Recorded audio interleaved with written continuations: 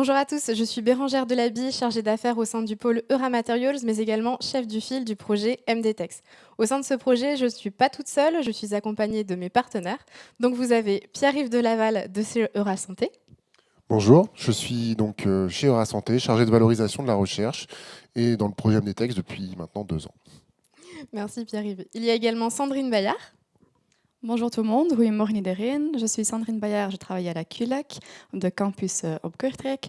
Je suis responsable de la cartographie. Dus de cartografie was vooral het deeltje waarmee dat we op de CULAC bezig waren naast het netwerking. Et également Monsieur Olivier Jollois. Bonjour à tous, comme Bérangère vient de le dire, mon nom est Olivier Jollois et je travaille chez Santexbel, qui est le centre de recherche et de développement du textile belge. Mon rôle dans ce projet était la communication du projet. Pour cet événement de clôture, on va reprendre le programme sur 2 heures. Donc, on va commencer par une présentation du programme Interreg, puis une présentation du portefeuille projet GoToS3, et on vous présentera également le projet MDTEX ainsi que toutes les réalisations qu'on a fait durant ces 4 dernières années. Vous allez également avoir la présentation d'outils qu'on a développés au sein du projet, comme la cartographie, mais également des études de marché. On vous parlera aussi de l'impact qu'a eu le Covid sur notre projet, puisque c'est un projet médical, et on vous parlera d'une ouverture pour une suite potentielle au projet MDTEX. Entre ces différentes présentations, vous aurez l'intervention de différents médecins qui sont des KOL, des Key Opinion Leaders, et qui sont à l'origine de plusieurs sujets issus du réseau MDTEX. On va commencer tout de suite avec la présentation du programme Interreg France Wallonie-Flandre.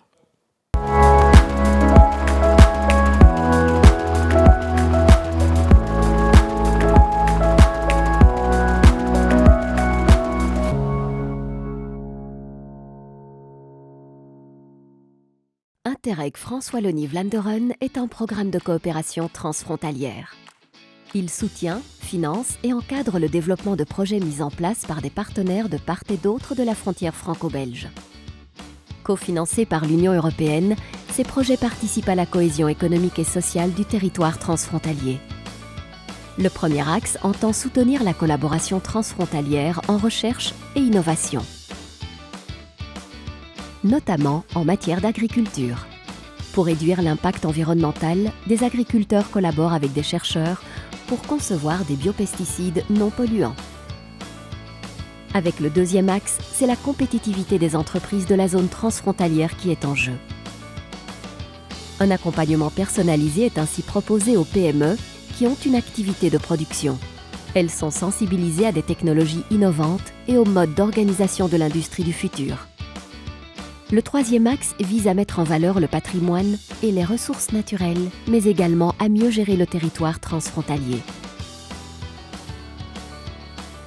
À titre d'exemple, une stratégie de coordination transfrontalière des services d'urgence a été mise sur pied. Ils échangent des informations via une plateforme et mènent des exercices en commun, notamment pour optimiser la gestion des catastrophes, tant naturelles qu'industrielles. Enfin, le quatrième axe a pour objectif de développer des services transfrontaliers au bénéfice de la population, comme l'accès aux services sanitaires de santé et aux formations.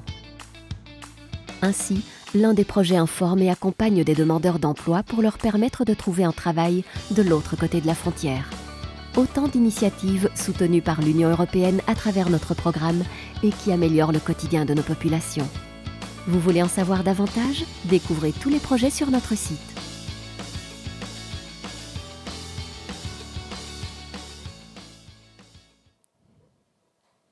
Et maintenant, on va vous présenter le portefeuille projet GoToS3 par Hélène Caille.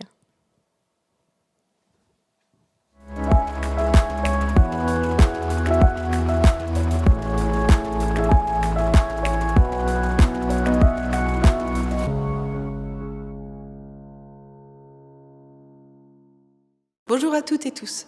Je m'appelle Hélène Caille, je suis chargée de mission chez Hauts-de-France Innovation Développement et je coordonne le portefeuille de projet GoToS3 dont MDTEX fait partie. Avant de vous parler de GoToS3, je vais vous expliquer rapidement ce que signifie S3. Il y a 10 ans, les chefs d'État et de gouvernement de l'Union européenne ont lancé la stratégie Europe 2020 destinée à relancer l'économie de l'UE. Dans ce cadre, chaque région a été appelée à identifier les quelques domaines stratégiques dans lesquels elle réussissait pour établir sa stratégie de spécialisation intelligente ou Smart Specialization Strategy, ce qui donne S3. Pour le projet GoToS3, nous avons identifié 6 domaines communs à la Wallonie, à la Flandre occidentale et aux Hauts-de-France. Chimie et nouveaux matériaux, agriculture et alimentation, textile, santé et soins, mécatronique et génie mécanique et industrie culturelle et créative. GoToS3 est un portefeuille de 17 projets du programme Interreg France-Wallonie-Vlaanderen. 17 projets de recherche, de transfert de technologie et d'accompagnement au service du développement de l'innovation et de la compétitivité des entreprises du territoire transfrontalier. Une petite centaine d'acteurs flamands, français et wallons unissent leur complémentarité au sein d'un réseau très riche. Acteurs de la recherche et centres techniques, pôles de compétitivité, agences de développement, mais également acteurs de la santé et acteurs culturels. L'objectif de GoToS3 est double. Tout d'abord, développer l'innovation et la compétitivité des PME. Comment ? Eh bien, grâce à la richesse et à la diversité de l'offre proposée aux entreprises par les 17 projets constitutifs, que ce soit par des accompagnements individuels, des formations collectives, l'accès à de nouvelles technologies et des occasions de networking. En effet, tous les projets sont orientés vers les entreprises et les porteurs de projets. Vous pouvez voir le résultat au bout de 5 ans, alors que la plupart des projets s'achèvent. L'objectif de GoToS3 est également de renforcer l'écosystème de la recherche et de l'innovation de la région transfrontalière, notamment en favorisant les synergies entre les 17 projets. Les partenaires de GoToS3 organisent donc régulièrement des activités autour de l'innovation transsectorielle que nous appelons Cross Innovation. Nos événements rassemblent chercheurs, facilitateurs et entreprises pour faire émerger de nouveaux projets et développer l'innovation. Les derniers ateliers ont eu lieu en juin, en digital, sur l'alimentation durable, la décarbonation et les mondes virtuels. En 3 ans, nous avons organisé une dizaine d'événements autour de cette thématique. En résumé, GoToS3 peut être considéré comme un écosystème transfrontalier et transsectoriel d'innovation. La coordination du projet est assurée par Hauts-de-France Innovation Développement, POM-West-Vlaanderen pour la Flandre et l'Asso Walfin pour la Wallonie. Vous pouvez suivre nos actualités et celles des 17 projets sur notre site internet et sur les réseaux sociaux. Merci pour votre attention. Merci beaucoup Hélène pour cette explication bien claire et nette. Alors maintenant, je vais passer la parole à Bérangère Delavie qui va expliquer un peu plus le projet MDTEX.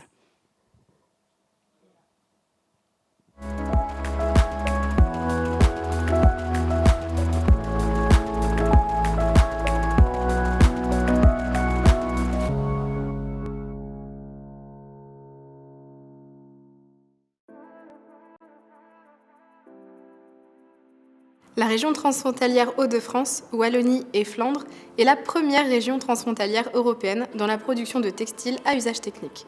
Elle regroupe environ 400 entreprises pour un chiffre d'affaires de 5 milliards d'euros et concentre 17% des effectifs de recherche et formation dans le textile au niveau européen. Plusieurs grands marchés ont permis au textile technique de se développer dans le monde et même de dépasser en termes de consommation de matière l'usage de l'habillement.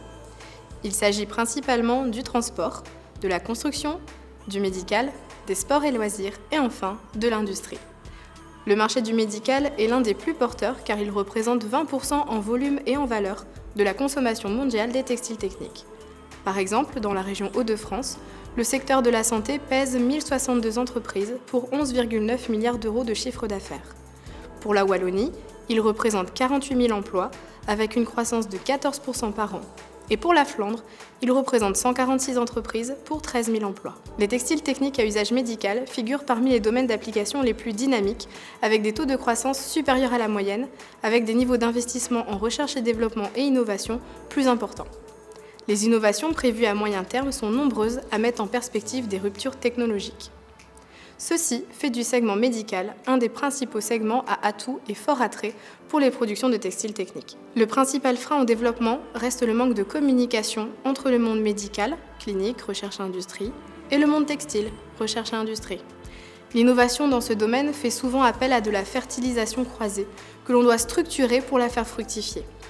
D'autres freins sont également présents, comme par exemple la difficulté de prise de contact avec des cliniciens à l'origine du besoin, ou encore des freins réglementaires et économiques liés à la mise en marché des dispositifs médicaux textiles. De ce fait, le projet s'inscrit dans une dynamique de fertilisation croisée nécessaire au développement des entreprises des deux secteurs. Le projet MDTEX a alors eu le rôle de transcripteur entre ces deux mondes, qui ne parlent pas du tout le même langage. Le but étant la construction d'un réseau transfrontalier franco-belge dans le domaine des dispositifs médicaux textiles, il était important d'avoir au sein du consortium des partenaires mettant en commun leur réseau et leurs compétences. Ainsi, il a été possible de stimuler un décloisonnement des filières santé et textile pour associer des expertises croisées et des technologies nécessaires au développement de nouveaux produits. Je vais donc rapidement vous présenter les partenaires principaux ainsi que les partenaires associés au projet MDTEX. Il y a 4 partenaires principaux au projet. Le pôle Eura Materials, il est le coordinateur du projet. Nous apportons toute l'expertise dans la mise en œuvre de l'animation, le brainstorming et également le montage de projets de recherche collaboratifs, grâce à notre solide expérience apportée par l'équipe d'ingénieurs projets. La CULAC est le campus de la KU Leuven situé en Flandre occidentale, qui met l'accent sur l'éducation et la recherche dans tous les domaines scientifiques. Ils ont une expertise spécifique dans le domaine de l'ingénierie tessulaire, l'anatomie de l'appareil locomoteur et de l'orthopédie.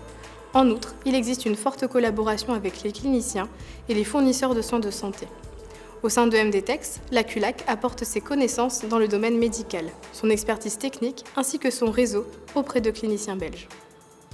Santexbel est le centre scientifique et technique de l'industrie belge fondé en 1950 pour assurer et renforcer la compétitivité de l'industrie textile. Les laboratoires accrédités et bien équipés offrent une série complète d'analyses textiles, tout en appuyant les activités de recherche et développement de Santexbel et de l'industrie. En tant qu'association, Santexbel a des contacts très étroits avec de nombreux partenaires industriels.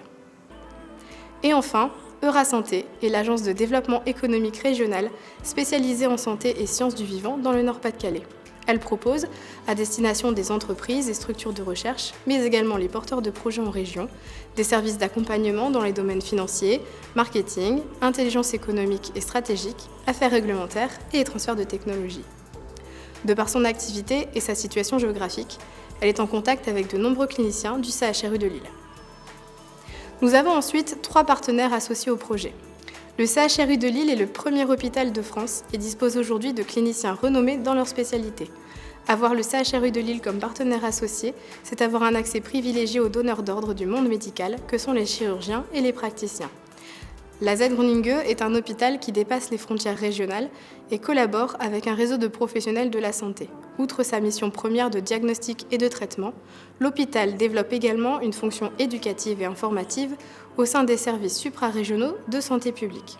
L'hôpital couvre toutes les thématiques médicales de MDTEX et, à l'instar du CHRU de Lille, permet aux opérateurs d'obtenir des contacts directs avec les experts de l'hôpital en vue de la préparation des entretiens et permettre au consortium de se doter de l'appui d'experts cliniques. Le CHU de Liège est un hôpital universitaire, public et pluraliste. Il est l'un des 7 hôpitaux académiques belges et le seul hôpital académique de Wallonie.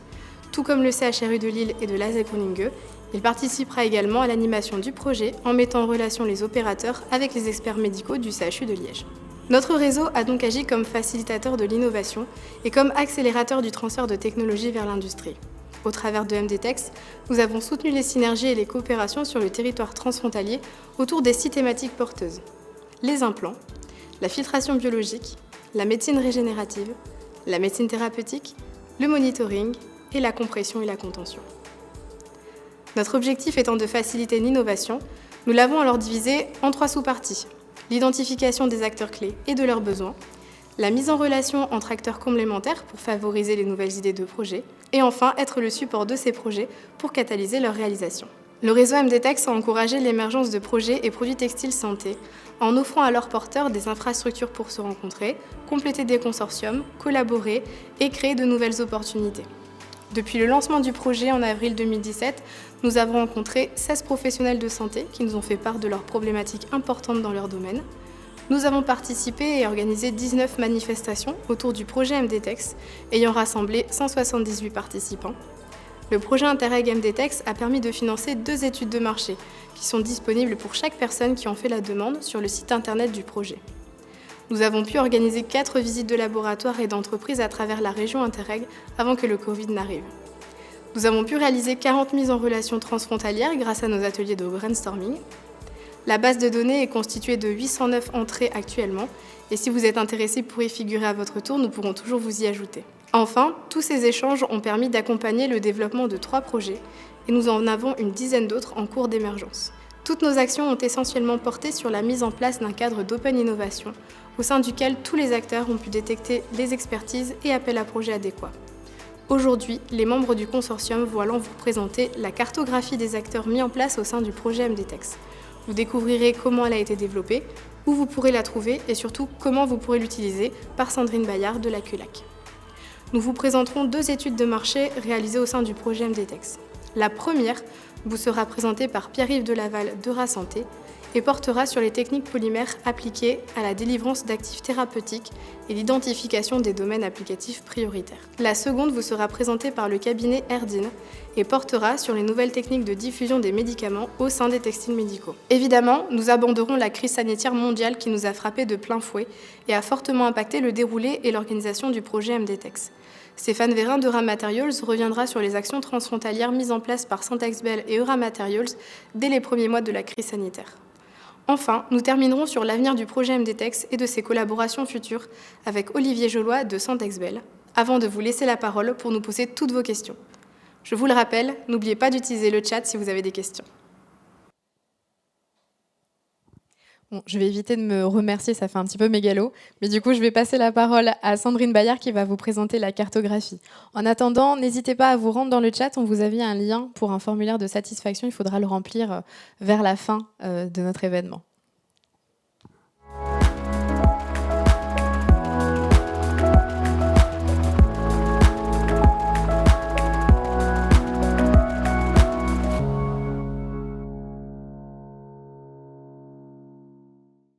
Bonjour à tous, je m'appelle Sandrine Bayard, je suis associée de recherche à la CULAC, qui est le campus universitaire de l'Université de Louvain, à Courtrai, en Flandre, qui est situé en Belgique. Comme vous l'a expliqué notre chef de file Bérangère Delaby, MDTEX est un projet networking transfrontalier sur la région de Hauts-de-France, Wallonie et Flandre. Un outil primordial en ce qui concerne les projets networking est bien évidemment une cartographie. Dans notre cas, nous avons opté pour une cartographie simple et accessible à tous. Nous sommes partis de la base de données du projet d'IMETEX, comptant 129 entrées, dont 41 implémentées dans la carte d'IMETEX que vous voyez ici sur votre gauche à l'écran. d'IMETEX était le projet prédécesseur du projet MDTEX. Cette base de données a été élargie et adaptée dans un premier temps, au début du projet MDTEX, juste avant le lancement de la cartographie. Ensuite, cette base de données interne est devenue la plateforme sur laquelle la cartographie implémentée dans Google Maps, qui est hébergée sur le Google Drive, a été construite et développée tout au long de ces 4 années. La base de données comprend aujourd'hui 783 membres, dont 321 sont affichés sur la cartographie. La cartographie aide à facilement localiser les partenaires ou les entreprises dans les domaines recherchés, par exemple le médical, le textile ou le scientifique. La cartographie permet aussi d'avoir une vision plus claire sur les zones interrégionales où certaines entreprises sont concentrées. La partie de la base de données interne permet aux membres du consortium de filtrer des données liées à notre thématique spécifique. Le monitoring, implants, filtration biologique, compression et contention, médecine régénératrice ou encore la thérapie. Si un médecin, chercheur ou une entreprise recherche un partenaire d'une thématique très spécifique, nous prenons nous-mêmes contact avec nos contacts internes de la base de données et nous voyons avec eux si une mise en relation peut être effectuée. Du coup, quelles informations se retrouvent concrètement sur cette cartographie ? A priori, seulement les données publiques se trouvent, par entreprise ou partenaire listé. L'adresse, le site web et le numéro de téléphone de l'accueil. Seulement si un partenaire souhaite y ajouter une adresse email, un logo ou une photo de l'établissement, on l'y ajoute également. Chaque entreprise ou établissement listé a une catégorie qui lui a été attribuée, ce qui permet de sélectionner des filtres pour rechercher les entreprises dans certains domaines spécifiques. Comme mentionné au début, derrière la cartographie, il y a une grande base de données avec bien plus de détails de nos contacts, mais qui sont internes aux membres du consortium. Ainsi, on peut facilement contacter des entreprises qu'on juge importantes pour certains événements ou desquelles on juge que leur expertise est importante pour des projets émergents. Les entreprises sont alors contactées par nous. Nous ne transmettons pas de données internes et suivons la loi du RGPD. Mais vu que la carte en elle-même est accessible au public, tout le monde est libre de se servir des données qui s'y trouvent pour trouver des partenaires. Le public cible de cette cartographie sont les professionnels de santé, les entreprises médicales et les entreprises textiles et les centres de recherche dans la zone France, Wallonie, Flandre, qui sont à la recherche de partenaires ou d'expertise dans certains domaines. En partant du site web, vous trouverez la cartographie sous l'onglet du même nom. En cliquant sur le bouton jaune juste en dessous, vous accédez à la cartographie interactive. De là, en cochant et décochant les cases, vous pourrez sélectionner la cartographie que vous souhaitez visualiser. Vous y trouverez les entreprises médicales, les entreprises textiles, les hôpitaux, les universités et les écoles, les centres de recherche et les laboratoires. Merci beaucoup Sandrine pour cette présentation. Maintenant, on va passer à un premier témoignage d'un des Key Opinion Leaders, c'est le professeur Arne Mignon de Louvain.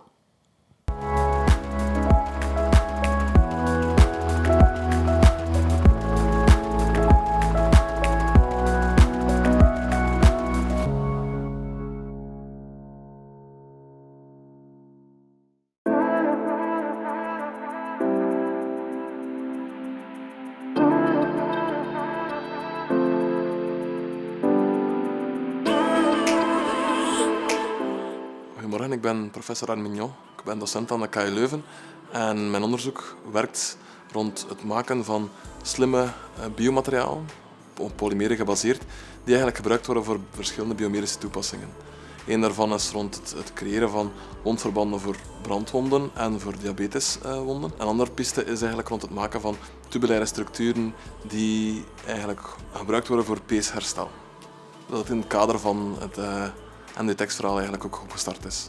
Ik heb van MDTeX gehoord door een uitnodiging die ik gekregen heb voor het startevent in Charleroi, waarbij ik zelf een korte lezing gegeven heb rond mijn onderzoek en waar professor Lieven de Wilde ook aanwezig was die een keynote-lezing gaf. Daar is ook de samenwerking met hem en met zijn doctoraatstudent Ian Peters eigenlijk opgestart. Dus MDTeX heeft eigenlijk mij geholpen om een samenwerking op te starten samen met professor Lieven de Wilde, maar ook met Cousin Biotech, omdat voor het creëren van die tubulaire structuren hebben wij van Cousin Biotech bepaald materiaal gekregen dat als een basis dient, waarboven wij binnen onze onderzoeksgroep eigenlijk een soort van polymeerlaag gelegd hebben die een bescherming heeft enerzijds naar omliggende weefsels en anderzijds ook een controle van het vrijstellen van bepaalde componenten die helpen bij het herstel van die pezen. Dus ons gedeelte was eigenlijk het creëren van die polymeerlaag. En nadien werd er met professor Lieven de Wilde samengewerkt om de mechanische testen uit te voeren op ex vivo, dus op schapenpezen, om dat eigenlijk te testen of dat ons materiaal voldoende zouden werken. Het onderzoek zelf is eigenlijk toen gestart. We hebben een karakterisatie gedaan van het materiaal. We hebben toen ook een in vivo studie gedaan op konijnenpezen, waarbij dat we dan een verschil gemaakt hebben tussen standaard materiaal, gewoon vergeleken met naald en draad, en eigenlijk ons materiaal, waar die controle-release eigenlijk is van die anti-inflammatoire, anti-adhesiecomponenten. En in de volgende stap zijn we eigenlijk die materialen verder aan het optimaliseren, waarbij dat we proberen te kijken of we het startmateriaal dat Cousin Biotech aangeleverd heeft, niet kunnen proberen te vermijden door eigenlijk een sterker materiaal van polymeren zelf te maken. En we proberen dat nu ook op een gecontroleerde manier te doen, dat we gebruik maken van bepaalde triggers in het lichaam, om dan niet alleen de structuur zich vast te hechten rond de peeshelften, maar om ook de release van die componenten nog meer te controleren. De reden dat we eigenlijk het materiaal van Cousin Biotech willen proberen te vermijden in onze structuur is omdat op zich heeft het een heel grote meerwaarde. Het is voldoende sterk. Het heeft de Chinese finger trap eigenschappen die we nodig hebben, maar het is op zich niet biodegradeerbaar. Dus willen we eigenlijk een polymeermateriaal creëren dat wel biodegradeerbaar is en dat op zich na verloop van tijd in het lichaam gaat oplossen, degraderen, en waarbij dat we geen tweede operatie meer nodig gaan hebben om het materiaal zelf terug te gaan verwijderen na herstel van de pezen. Voor het onderzoek zelf zijn we nu aan het proberen om dat zoveel mogelijk ook te promoten, dat dat eigenlijk meer bekend wordt naar het brede publiek naartoe, zodanig dat eigenlijk het gemakkelijker wordt om later, als we de optimalisatie kunnen doen van ons materiaal en van de vorm, dus de Chinese fingertrap, dat we die kunnen naar de markt toe brengen in de volgende stap. Dus dat we een in vivo kunnen uitvoeren en dat we nadien naar de markt toe kunnen gaan, hopelijk binnen dit en 5 à 10 jaar als dat mogelijk zou zijn. Een van de zaken die we nu aan het doen zijn voor dat verder te optimaliseren, is eigenlijk gebruik maken van een techniek genaamd melt electrowriting.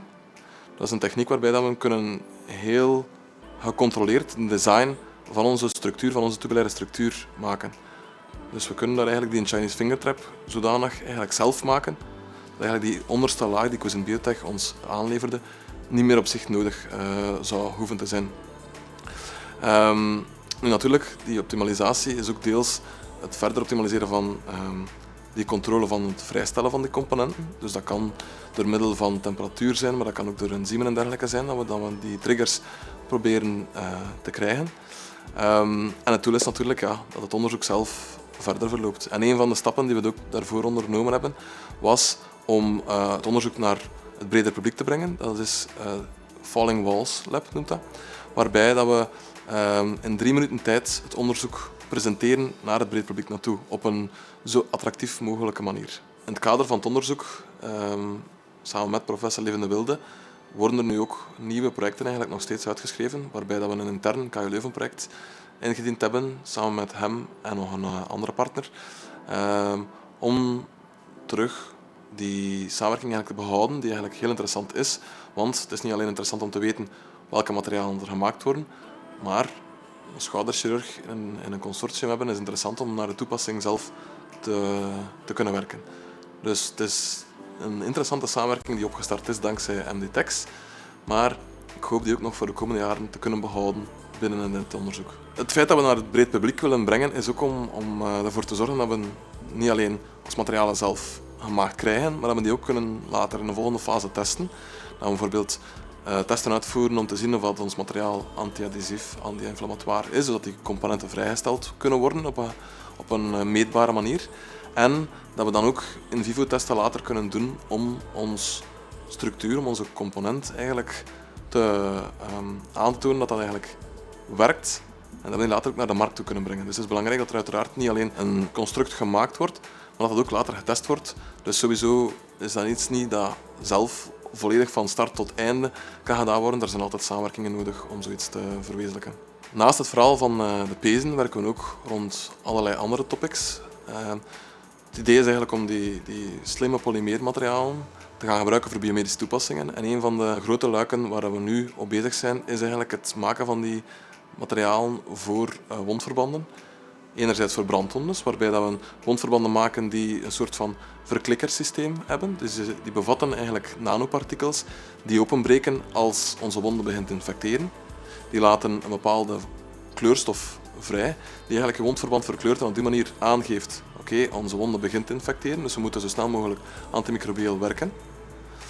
Anderzijds werken we ook met wondverbanden die gebruikt worden voor diabetespatiënten. Diabetespatiënten produceren veel minder NO, stikstofoxide, wat dan normaal gezien ook helpt bij het wondhelingsproces. Maar door het feit dat ze die NO minder produceren, willen wij eigenlijk een wondverband maken die NO eigenlijk op een externe manier toedient aan onze wonden, om toch bij diabetespatiënten de wondes op een zo snel mogelijke manier en een goede manier eigenlijk te kunnen herstellen.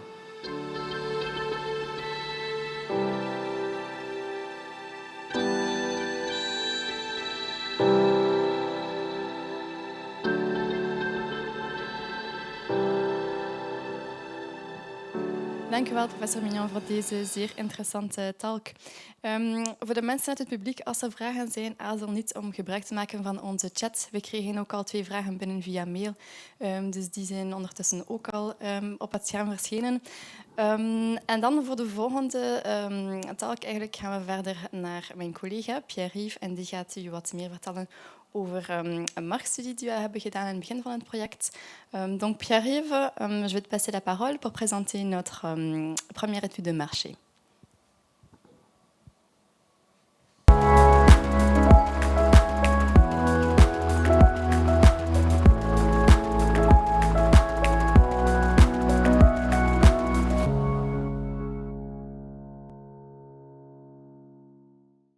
Bonjour à tous, je m'appelle Pierre-Yves Delaval, je suis chargé de valorisation de la recherche pour Aura Santé. Je vais vous présenter les résultats et principaux enseignements de l'étude de marché réalisée et portant sur l'application des polymères dans la délivrance d'actifs thérapeutiques au sein de dispositifs médicaux textiles. Cette étude a été réalisée par le cabinet Efficiente Innovation, aujourd'hui intégré à la société Inextenso Innovation Croissance. Le point focal de cette étude est d'aborder les approches intégrant des polymères et techniques associées aux textiles médicaux et avec pour principale thématique la médecine régénérative et thérapeutique. Comme vous pouvez le voir résumé ici sous la forme de bullet point, les objectifs de cette étude étaient de reporter les polymères répondant à notre cahier des charges, analyser quels sont les polymères les plus employés dans le domaine défini, mettre en lumière les tendances et applications médicales cibles et cartographier les acteurs principaux sur notre zone d'étude. Nous nous sommes ainsi concentrés sur les territoires français, belges et allemands. Enfin, je tenais à préciser que cette étude a été réalisée en 2019. L'état de l'art sur le sujet a pu évoluer entre-temps, mais les tendances restent sensiblement les mêmes. Les polymères représentent une grande famille de composés, avec chacun des caractéristiques et propriétés propres. Pour ce que nous visons au sein de MDTex, nous nous sommes avant tout focalisés sur les polymères biocompatibles pour des raisons évidentes. Au sein de cette catégorie, nous avons retenu principalement les polymères biodégradables et nous avons également pris quelques polymères non biodégradables mais connus pour être employés dans la diffusion d'actifs thérapeutiques comme le PEG pour n'en citer qu'un. Vous pouvez voir ici une présentation non exhaustive de ce groupe de polymères. Ce sont les molécules les plus utilisées et étudiées à l'heure actuelle. Partant de ce premier pool de molécules d'intérêt, une revue de la littérature scientifique sur le sujet a été menée. Le but ici est de visualiser, grâce à des éléments quantitatifs, l'intensité de la recherche scientifique sur ce sujet au cours des 10 dernières années sur les territoires bornés par cette étude. Comme on peut le voir, et c'est attendu, certaines molécules font l'objet de plus d'attention que d'autres. On retrouve néanmoins cette tendance par molécule et par territoire. Pour se rendre compte de l'évolution de cette tendance, un comparatif a été effectué entre le nombre de publications sur une molécule d'intérêt sur 2 périodes consécutives de 5 ans. Comme on peut le voir, à une exception près dans le pool de molécules biodégradables, la tendance sur les 5 dernières années est une intensification de la production scientifique sur ces thématiques. Nous pouvons faire le même constat pour ce qui concerne les polymères non biodégradables.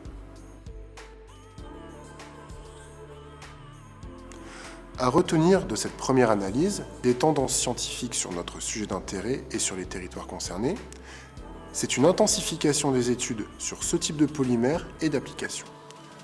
Vous pouvez voir ici un classement par volume et évolution de l'intensité de publication des molécules les plus étudiées. Cela valide ainsi l'intérêt de ce sujet d'étude et ou de mise en œuvre de projets innovants liés à notre thématique. Cette tendance observée côté recherche suit la même dynamique côté industriel. Comme on peut le voir illustré ici, avec cette fois un report du nombre d'offres totales sur cette thématique, en noir sur le graphe, qu'elles soient commercialisées ou en cours de développement, en rouge. Cet exercice a été réalisé sur le territoire d'intérêt et au niveau mondial. Il est intéressant de constater que, pour cette comparaison, le territoire considéré est un bon reflet de la tendance mondiale. Par la suite, nous avons cherché à analyser les tendances des développements par technologie employée pour mettre en œuvre ces différents polymères, et ce, aussi bien côté acteurs publics que privés. La différence majeure de volume s'explique assez simplement par le fait que les temps de développement de nouvelles technologies sont longs avant leur transfert et valorisation économique.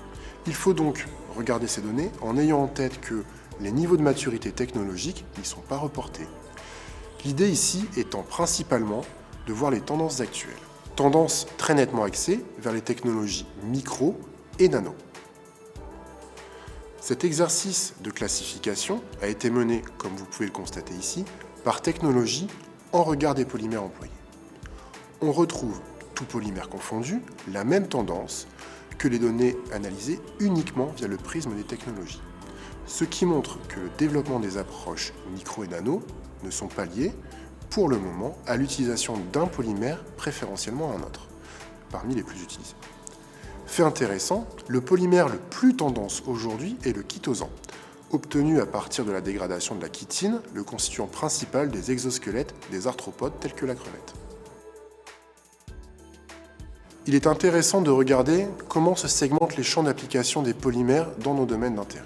On peut noter que le domaine cardiovasculaire se retrouve aussi bien pour ce qui est de la proposition d'une offre de polymères, toute application médicale confondue, que vis-à-vis d'une offre de délivrance d'actifs via des polymères. De même pour l'orthobiologie.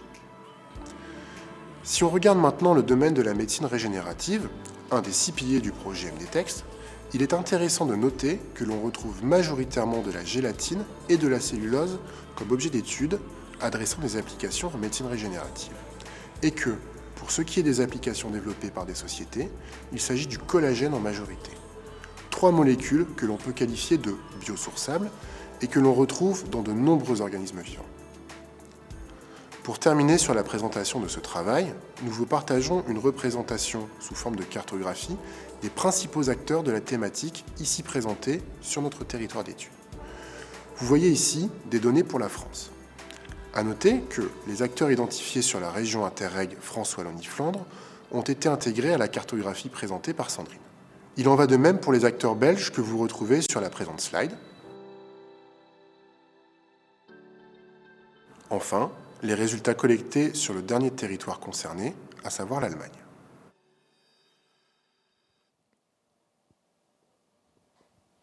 Merci beaucoup Pierre-Yves pour cette présentation. J'espère qu'elle a été assez complète pour tous et que vous avez tout bien compris. Si vous avez des questions, n'hésitez pas à utiliser le chat. On voit déjà des questions venir.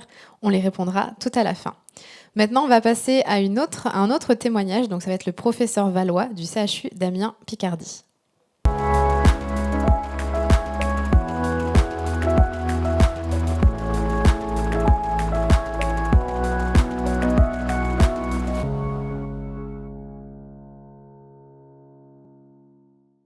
Moi, je suis Fabrice Valois, je suis professeur de neurophysiologie clinique.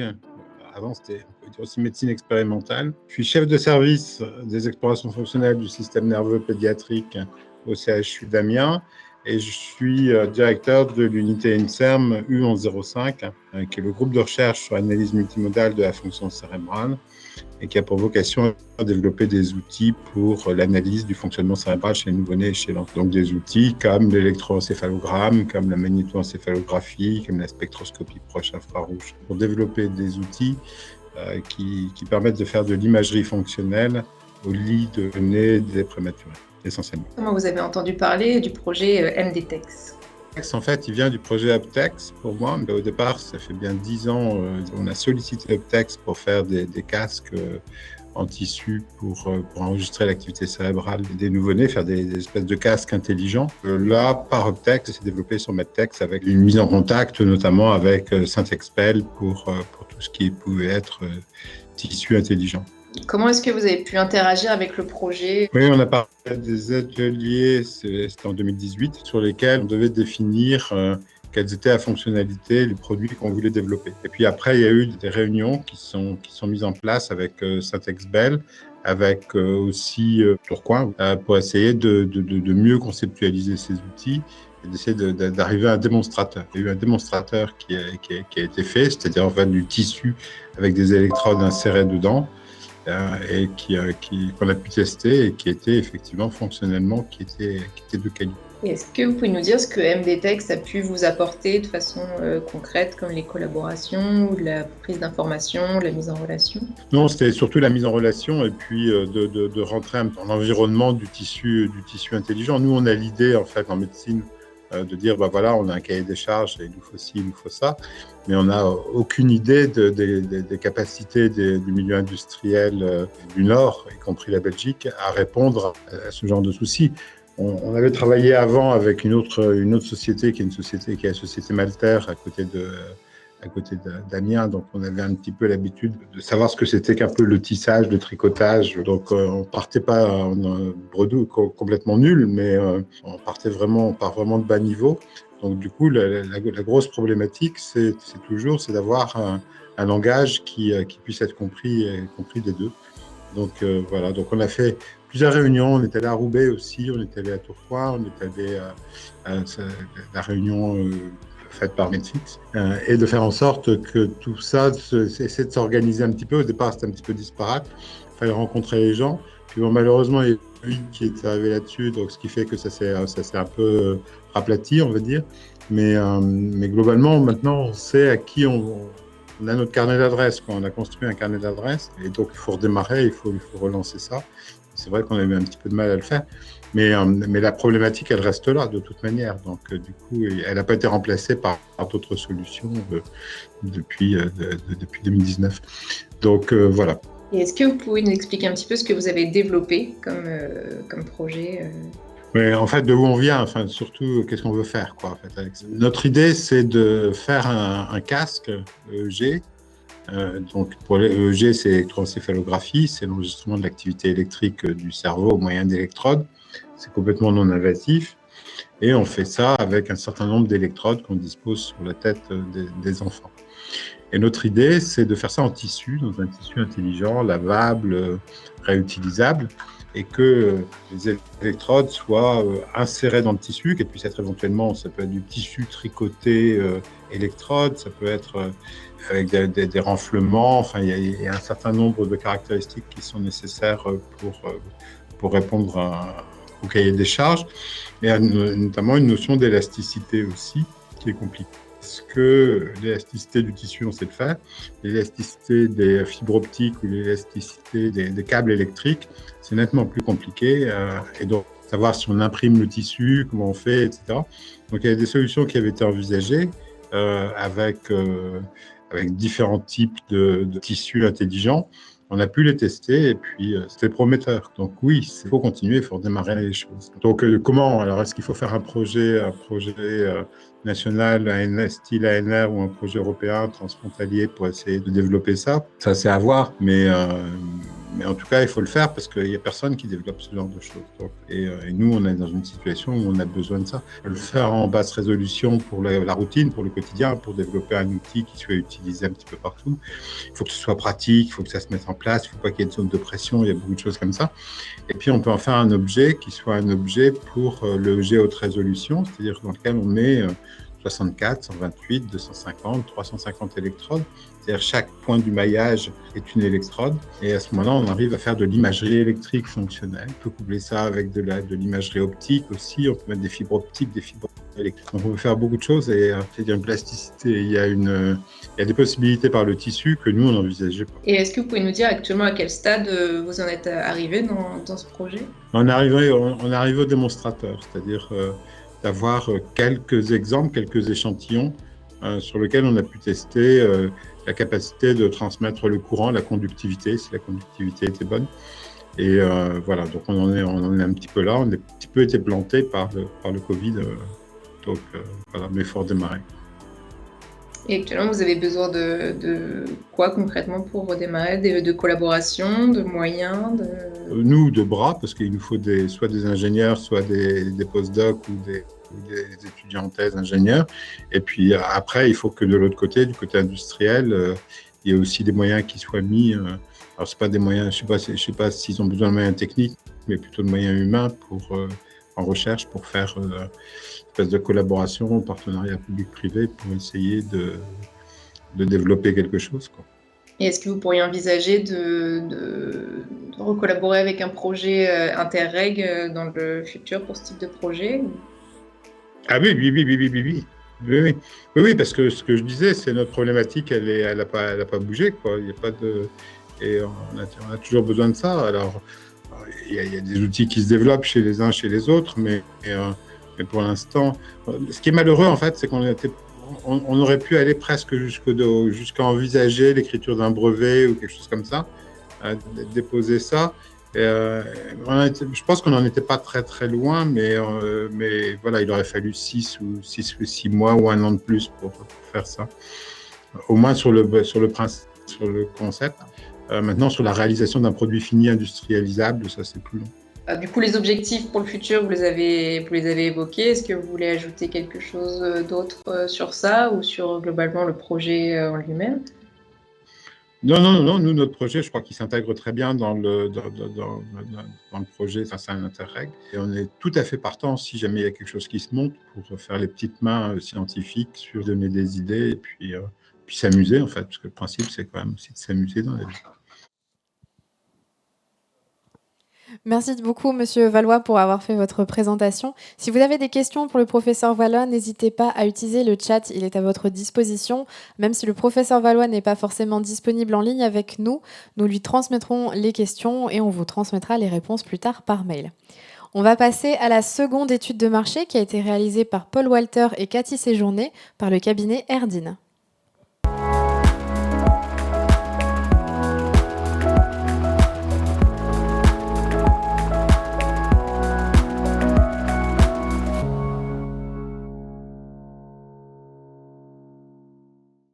Bonjour, nous allons vous présenter les résultats de notre étude de marché sur les nouvelles techniques de diffusion des médicaments via des textiles médicaux que nous avons réalisés pour le consortium Medtex.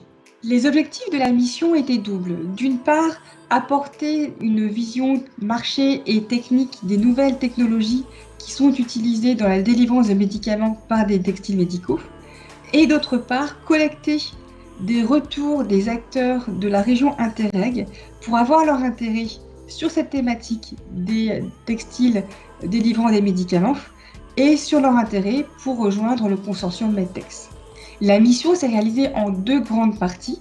Une première phase qui était basée sur une revue de la littérature pour analyser à la fois le marché, les acteurs et les technologies du domaine de la délivrance des médicaments par les textiles médicaux. Et une deuxième phase qui, elle, a consisté en la réalisation de 15 entretiens auprès d'acteurs du territoire. Maintenant, du coup, concernant la vision marché de cette étude, il n'y avait pas vraiment de données spécifiques concernant des dispositifs alliant du textile médical et des principes actifs. Donc, nous nous sommes basés sur des données marché de dispositifs implantables et non implantables.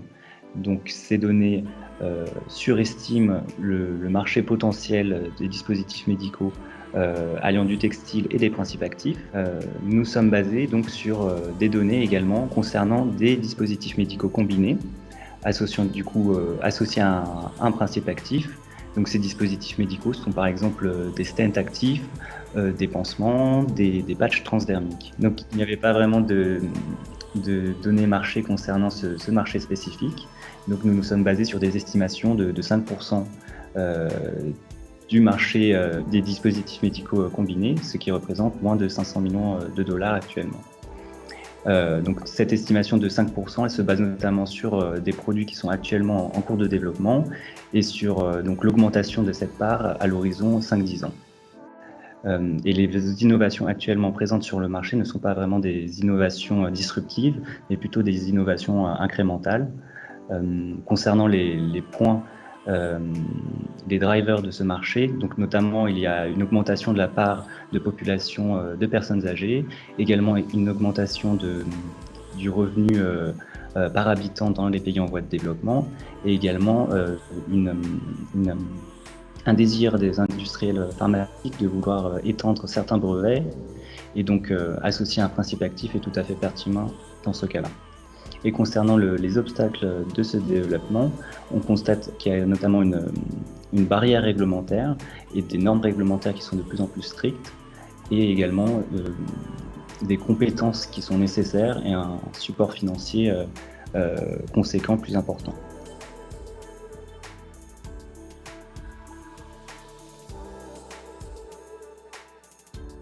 Actuellement, il existe un certain nombre de technologies qui peuvent utiliser des textiles médicaux qui vont délivrer des médicaments. La revue de la littérature et des produits sur le marché a permis d'identifier ainsi différentes technologies comme les pansements pour les blessures, les emplâtres médicaux, les stents, les sutures, l'électrospinning et la régénération tissulaire. Avec le comité de pilotage, nous avons décidé aussi d'inclure des technologies qui étaient à la limite du scope, mais qui peuvent utiliser aussi du textile pour délivrer des médicaments, tels que les patchs transdermiques, les patchs micro-aiguilles et les pansements intelligents.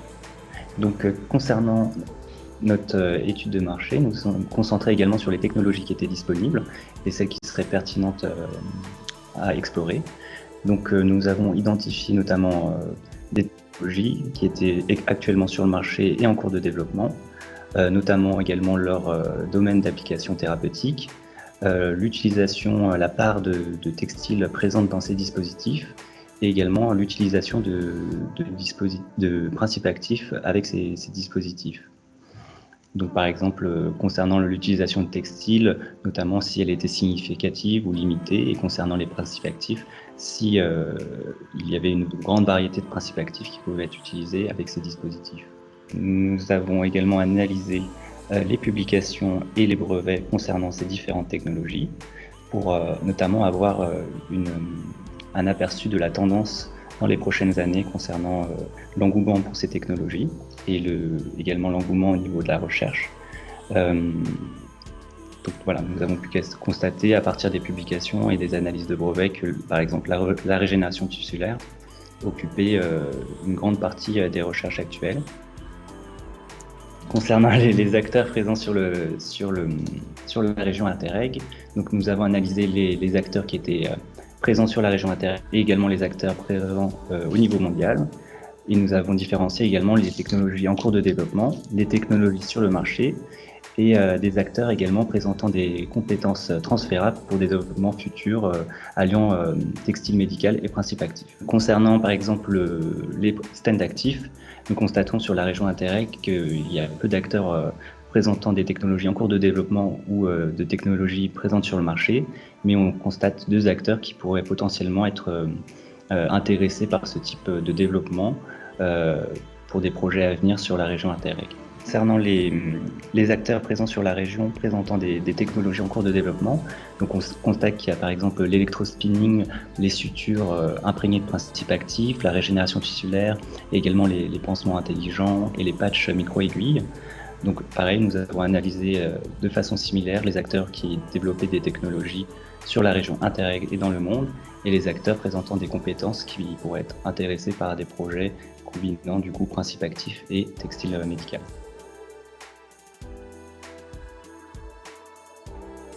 Dans la deuxième partie de l'étude, nous avons réalisé 15 entretiens avec des acteurs dans le périmètre de la région Interreg pour pouvoir collecter leur avis à la fois sur la thématique et l'intérêt de travailler sur des tissus qui délivrent des médicaments, mais aussi leurs compétences qu'ils pouvaient avoir sur cette thématique-là ou transposables à cette thématique, et aussi leur désir ou volonté de rejoindre le consortium Medtex. Nous avons interrogé aussi bien des acteurs de toute taille, en ce qui concerne donc des entreprises, depuis la start-up jusqu'au grand groupe, en passant aussi par des académiques ou des key opinion leaders, donc des médecins qui pouvaient nous apporter leur avis sur les utilisations et les besoins qui pouvaient exister actuellement au niveau des besoins médicaux. Nous avons essayé d'avoir un équilibre entre les entretiens réalisés dans les différentes régions Interreg, donc entre la Wallonie, la Flandre et les Hauts-de-France. L'ensemble de ces entretiens a permis de faire remonter des données qui ont confirmé ce qui avait été observé dans la littérature. Le premier est qu'il existe très peu de textiles qui permettent de délivrer des médicaments actuellement sur le marché. La plupart des produits sont en effet encore au stade de développement ou même simplement de concept. On constate aussi que ces produits qui sont sur le marché ou en développement ne sont pas des innovations de rupture, mais des innovations incrémentales. Le principe est de combiner un dispositif médical, un textile médical qui existe déjà, qui est déjà sur le marché, avec un principe actif qui est bien reconnu, tel qu'un antipyrédique, un anti-inflammatoire ou un antibiotique. Le deuxième point qui ressort des entretiens est que la barrière réglementaire est très forte, et c'est elle qui réfrène la plupart des compagnies à se lancer sur la thématique. En effet, on a eu plusieurs retours d'entretien qui indiquent que des entreprises ont abandonné des projets, non pas par un problème technique, mais à cause de cette barrière réglementaire. Le fait de lancer un tissu qui délivre un médicament nécessite en effet une autorisation de mise sur le marché comme un médicament. Et donc, cela entraîne des essais cliniques qui sont très longs et très coûteux. La plupart des entreprises, des dispositifs médicaux qui font déjà des textiles médicaux n'ont pas les compétences aussi bien techniques pour travailler sur des principes actifs, mais aussi en termes d'essais cliniques à réaliser, et enfin n'ont pas forcément les ressources financières qui sont nécessaires pour mener à bien ces essais coûteux et longs. La dernière remontée qui est intéressante pour notre étude, c'est que l'accès au marché semble difficile pour les petites et moyennes entreprises. En effet, au-delà de la barrière réglementaire et des coûts financiers engendrés, les coûts nécessaires pour le marketing et les forces commerciales pour pousser ce produit sur le marché sont très importants. Les entreprises de petite et moyenne taille se retrouvent confrontées avec une concurrence très forte face aux grandes pharma qui ont des capacités très importantes en termes de sales force et qui permettent donc de pousser leur produit, même si celui-ci est moins bien technologiquement et apporte moins de bénéfices patients. Nous avons analysé les différentes technologies identifiées en regardant tout d'abord leurs atouts. Tout d'abord leurs atouts en ce qui concerne la diversité des principes actifs qui étaient utilisables et la part que le textile peut représenter dans la technologie. Est-ce que le textile est un élément important ou non de cette technologie, ou est-ce qu'il est facilement remplaçable par d'autres produits? Nous nous sommes aussi intéressés à la compétition interne qui existe au sein de la technologie. C'est-à-dire, est-ce qu'il existe actuellement de nombreux produits et projets en développement utilisant cette technologie, avec ou sans textile, ou est-ce que l'océan est plutôt bleu? On se rend compte ainsi que par exemple l'électrospinning est une technologie qui permet à la fois de combiner un très nombre de principes actifs et qui aussi laisse une place importante au textile. A l'inverse, les fils de suture et les pansements utilisent très largement du textile pour délivrer des médicaments, mais par contre les principes actifs qui sont délivrés sont relativement limités. Nous nous sommes aussi intéressés à la maturité de la technologie. Nous avons en effet des tissus qui délivrent des médicaments qui peuvent être utilisés déjà largement sur le marché, comme c'est le cas par exemple pour les emplâtres médicaux ou le traitement des blessures, et d'autres produits qui sont encore au stade du développement avec une grande variabilité, une grande variété de produits en développement, mais pas de produits sur le marché. Il y aura donc une forte attrition du nombre de produits qui arriveront réellement sur le marché. C'est le cas par exemple de l'électrospinning qui ouvre de nombreuses possibilités, ou encore par exemple la réparation tissulaire, où les champs d'application sont énormes, mais nous ne savons pas encore quelles sont les applications qui arriveront réellement sur le marché. Pour chacune des technologies, nous avons aussi analysé l'intensité de la compétition externe, c'est-à-dire toutes les autres technologies qui permettent de répondre aux mêmes besoins, au même job to be done. Et aussi, nous avons analysé l'intensité de ce besoin. Est-il fort ou est-il déjà partiellement ou totalement rempli par d'autres technologies? Afin de hiérarchiser les technologies et les opportunités possibles pour le consortium MDTEX, nous avons analysé les atouts et les attraits de chacune de ces technologies, ainsi que les compétences qui existaient au sein de la région Interreg.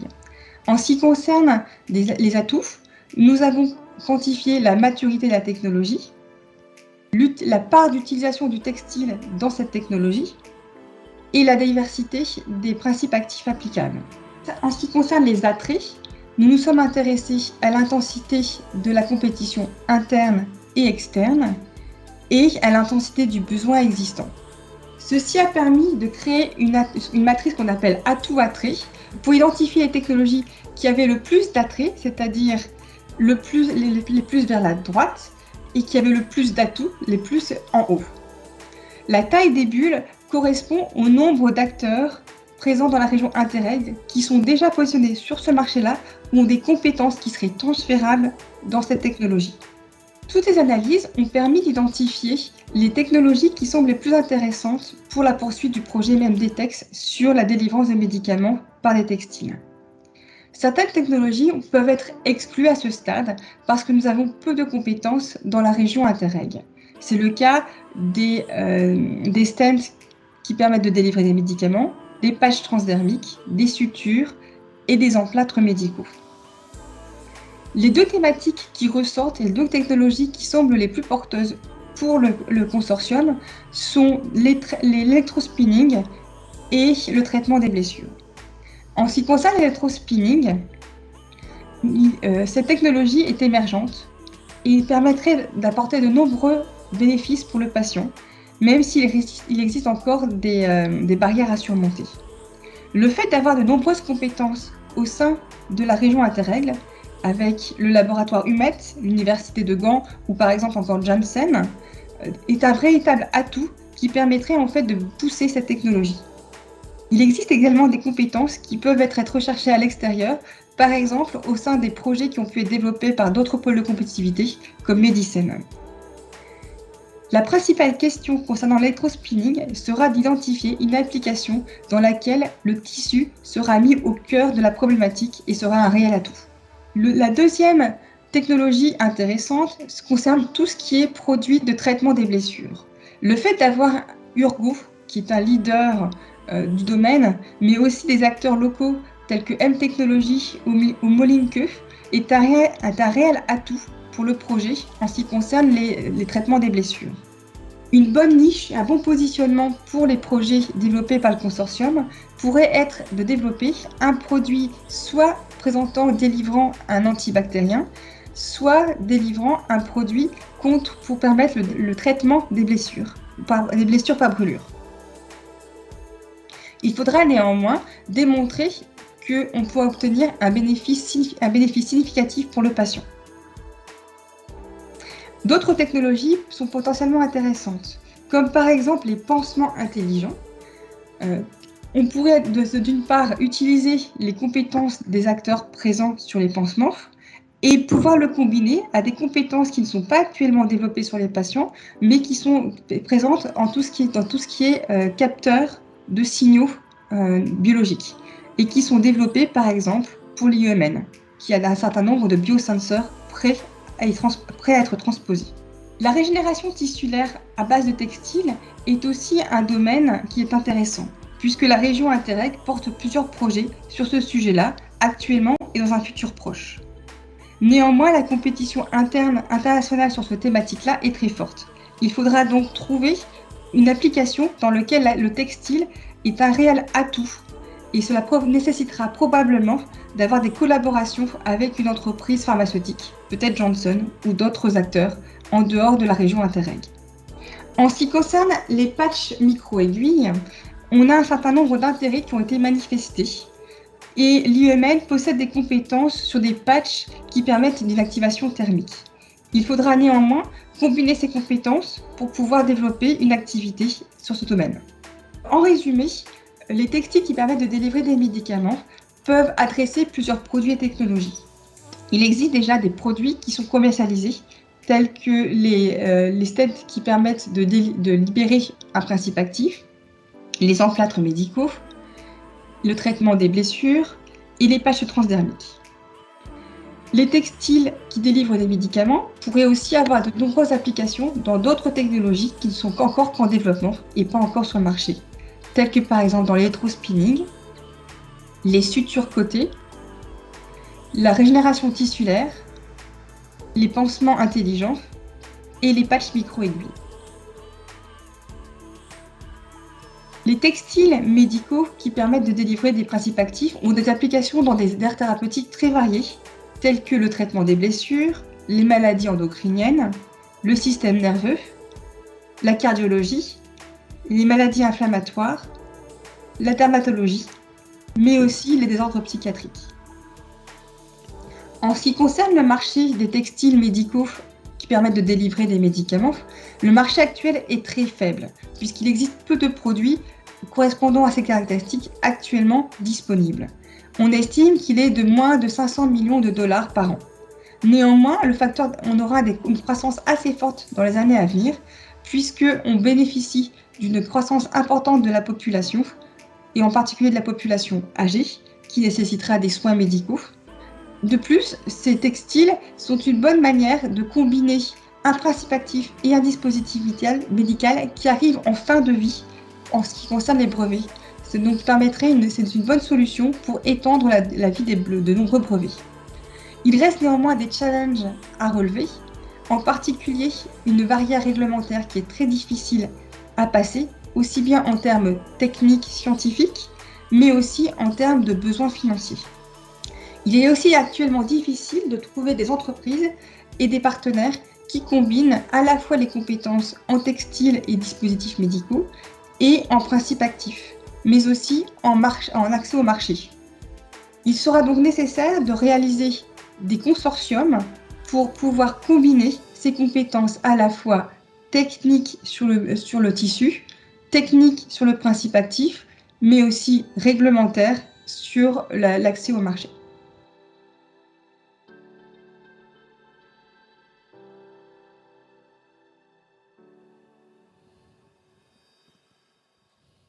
Merci beaucoup à Cathy et Paul pour la présentation.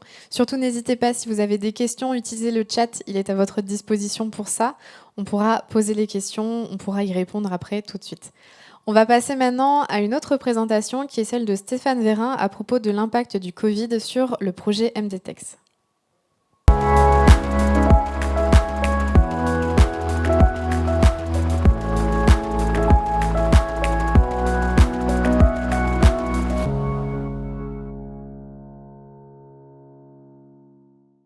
Bonjour, Stéphane Vérin, je suis secrétaire général de Ramaterials. Je vais vous expliquer à la fois comment la crise que nous avons vécue et que nous vivons encore a impacté à la fois ce projet MDTEX, mais aussi comment cette crise, ce projet a permis d'être plus réactif et ouvre de nouvelles perspectives dans le cadre de cette crise.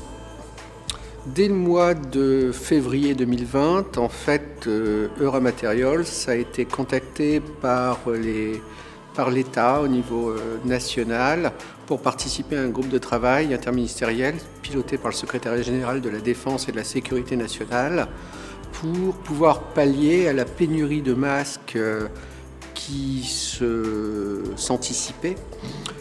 Et donc, dès ce mois de février, et surtout pendant les mois de mars jusqu'à mai-juin 2020, avec la Direction générale de l'armement en France, avec nos partenaires Tectera et l'Institut français du textile habillement, nous avons mis en place une expertise nationale sur les matériaux textiles et leur transformation en masques tissus principalement, ceux que vous avez tous connus, ceux que nous avons tous connus, et qui ont effectivement été distribués. Cette action a mobilisé énormément les ressources internes de Ramaterials, puisque ça a quasiment été une équipe de 6 personnes à temps plein pendant les 6 premiers mois.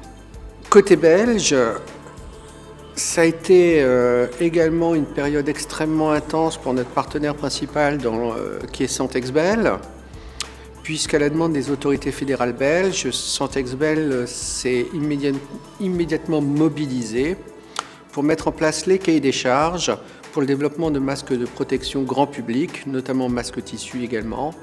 Et Santexbel, de par ses capacités technologiques et ses capacités techniques, a testé les produits développés pour garantir leur efficacité avant la mise en marché. Santexbel a également investi dans des nouvelles machines de test, notamment afin de pouvoir certifier des produits à la norme EN 149, c'est-à-dire pour les masques FFP2, ceux avec le plus haut niveau de protection, ces capacités qui n'existaient pas en Belgique avant la pandémie. Pendant là également, comme pour Ramaterials, du mois de mars jusqu'à l'été 2020, une grande partie des équipes de Santexbel a été mobilisée pour la réalisation de ces tests et pour l'accompagnement des entreprises au quotidien. Ça ne veut pas dire que, et bien au contraire, que nous n'avons pas travaillé ensemble pendant cette période, puisque cette coopération dans le cadre des dispositifs médicaux qui préexistaient grâce à MDTEX nous a permis d'échanger et de travailler ensemble dans cette période extrêmement difficile. Ainsi, dès le mois de mars 2020, Santexbel et Euramaterials ont coopéré sur les cahiers des charges français et belges, notamment pour les comparer, mettre en place des échanges d'expériences en termes de résultats et de normes, puisque les tests pratiqués en France par la Direction générale de l'armement et ceux pratiqués par Santexbel n'utilisaient pas exactement les mêmes caractéristiques ou les mêmes typologies normatives. Et donc il y avait un certain nombre de différences. Ça nous a permis d'identifier effectivement les meilleurs protocoles de test, mais également les meilleures matières ou particulièrement les meilleures associations ou couples matières. Puisque dans les masques tissus, c'était très souvent des associations de matériaux, on va dire par exemple des cotons avec des polyesters, avec également des structures particulières, tissées ou non tissées, des grammages spécifiques. Et donc cette coopération nous a permis de part et d'autre de gagner du temps, d'identifier les entreprises avec les meilleurs produits et d'être en capacité d'aller encore plus rapidement sur le marché. Sur cette période critique, nous avons aussi travaillé ensemble pour identifier des sources de matières premières et particulièrement la disponibilité en melt blonde. Donc le melt blonde, c'est cette couche filtrante qui est essentielle pour la réalisation de masques dits chirurgicaux, la norme EN 14683, et ainsi que de masques type FFP2, la norme EN 149. Ce melt blonde, qui est essentiellement importé d'Asie, n'était plus disponible en Europe compte tenu de la fermeture des frontières et d'une demande qui était massive.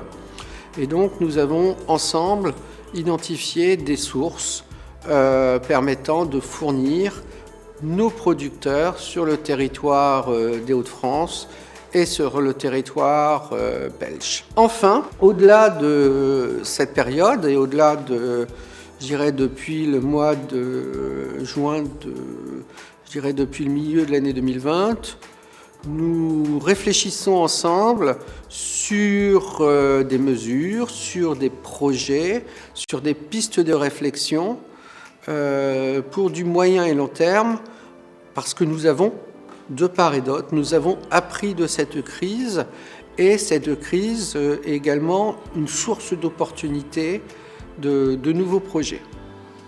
Un premier sur la fin de vie et le recyclage des masques. Malheureusement, il suffit de se promener dans n'importe quelle rue ou n'importe quel champ pour voir qu'aujourd'hui, ces masques jetables sont aussi devenus une plaie pour l'environnement. Et donc, comment peut-on mieux les recycler ? Comment peut-on mieux améliorer leur fin de vie ? Et ça ouvre des perspectives et des réflexions sur les matériaux utilisés. Deuxième axe, une deuxième piste de réflexion, c'est le développement de tissus et de traitements antivirus et antibactériens, non seulement pour les masques, mais également, par exemple, pour la filtration, puisqu'on sait aujourd'hui, par exemple, que le Covid est airborne, donc il y a des besoins d'améliorer les systèmes de filtration actuels pour leur permettre d'être plus efficaces contre ce type de pandémie. Au-delà, c'est également dans le cadre de MDTEX les réflexions sur une filière des dispositifs médicaux à usage unique durable, puisque aujourd'hui dans les hôpitaux, on utilise des quantités extrêmement importantes de dispositifs médicaux jetables. Ça va du simple champ opératoire en passant par des poches de transfusion, en passant par tout un certain nombre de tuyauteries, en passant également bien évidemment par les masques.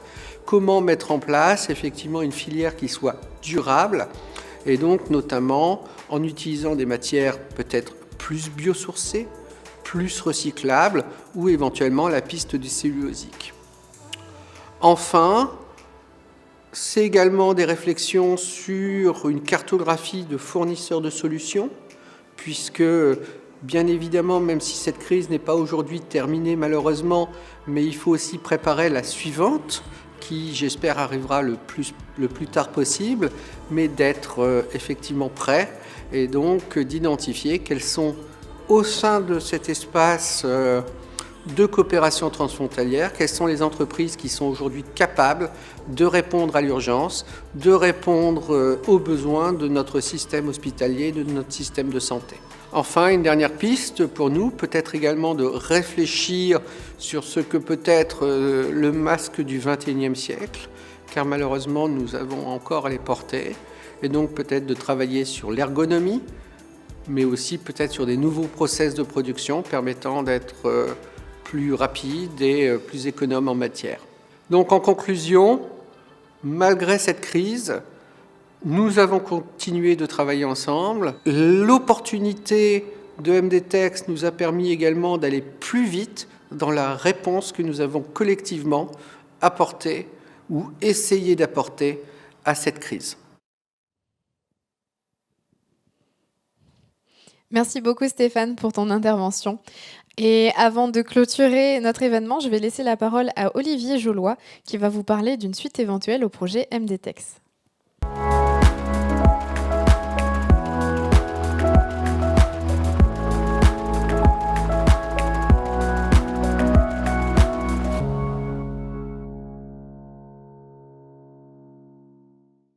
Bonjour à toutes et à tous, je me présente, je m'appelle Olivier Jollois et je travaille chez Santexbel, qui est le centre de recherche et du développement du textile belge. Je vais donc avoir le plaisir de terminer cette session consacrée au projet MDTex. Cette dernière présentation sera consacrée aux conclusions que nous pouvons tirer des 4 années passées ensemble à travailler sur ce projet MDTex, ainsi que les perspectives qui peuvent être envisagées.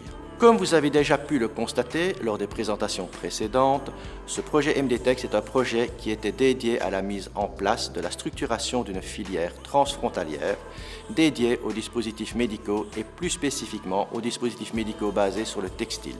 Dans le domaine médical, le textile, en fait, prend une très grande place. En effet, on n'y prête pas vraiment attention, mais il faut se rendre compte que le textile est présent quasi à tous les niveaux de l'aide médicale, allant d'un simple drap à un dispositif médical extrêmement complexe. Dans ce projet, il nous a été tout à fait impossible de traiter tous les domaines couverts par le textile. Et c'est pour cela que nous avons réalisé un choix au départ. Et que nous avons donc couvert 6 thématiques qui sont la compression, les implants, la médecine régénérative, la filtration biologique et le monitoring.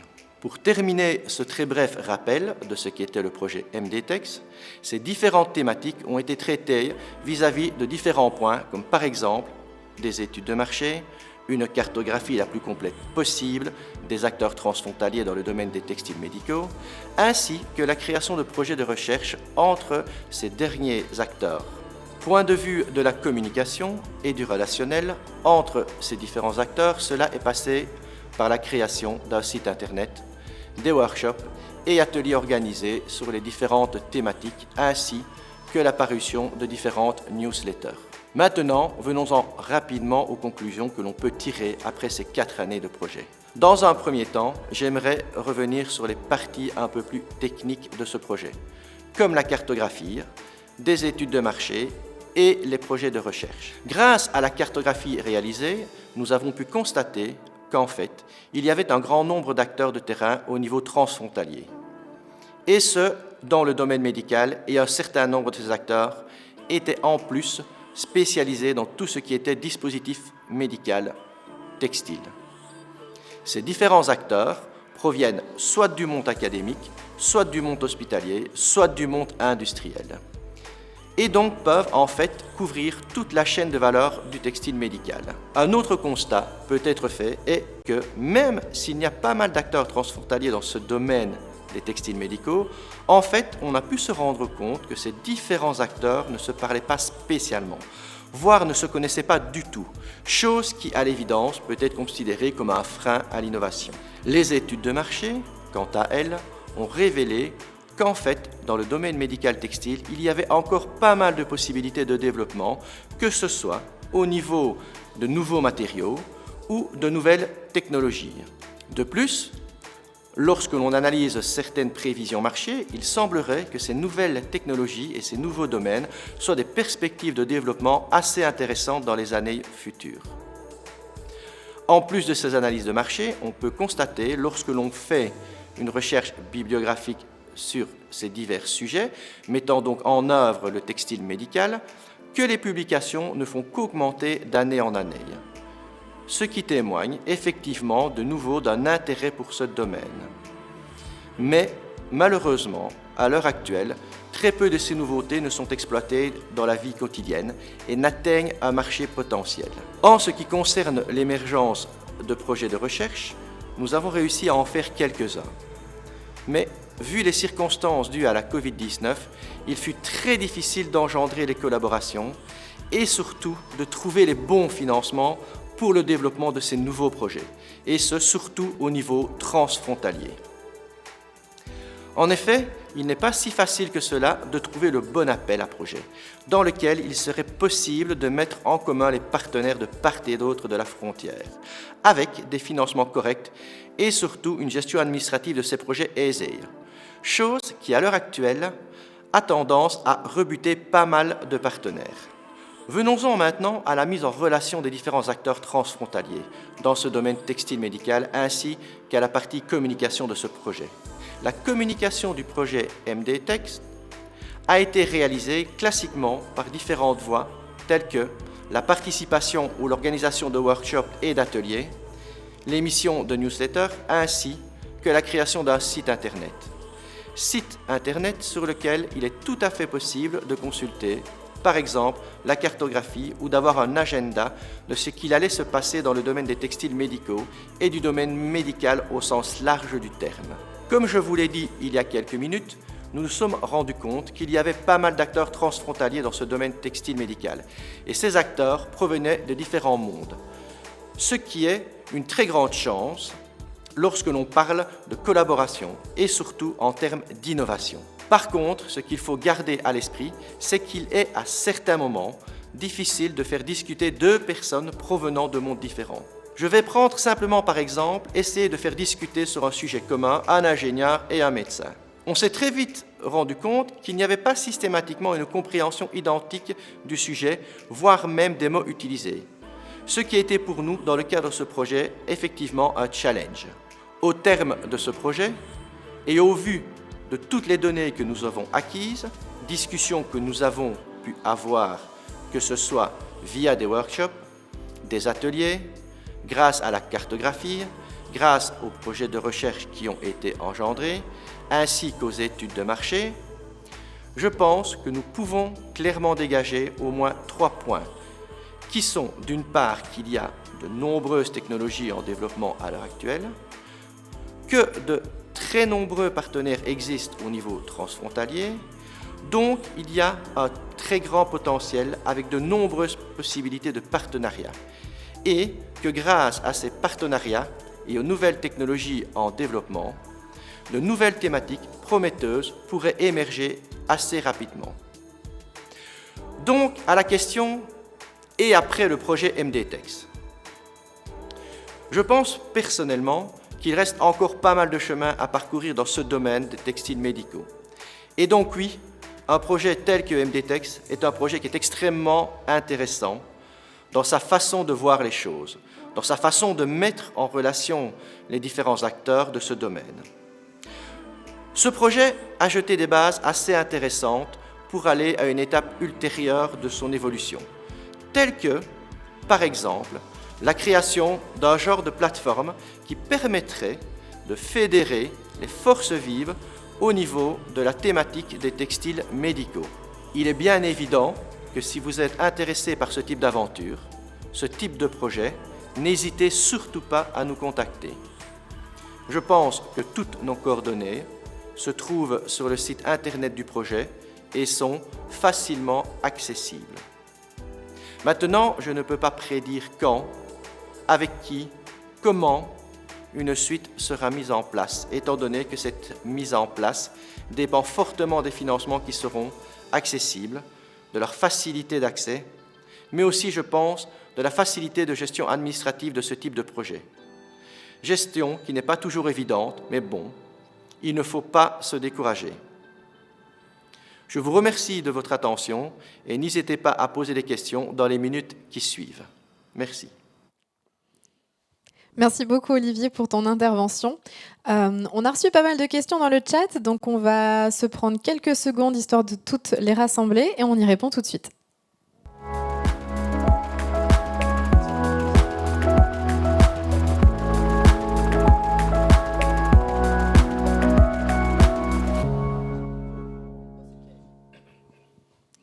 Alors la première question qui nous est posée est « Pouvez-vous nous en dire plus à propos des autres sujets ?»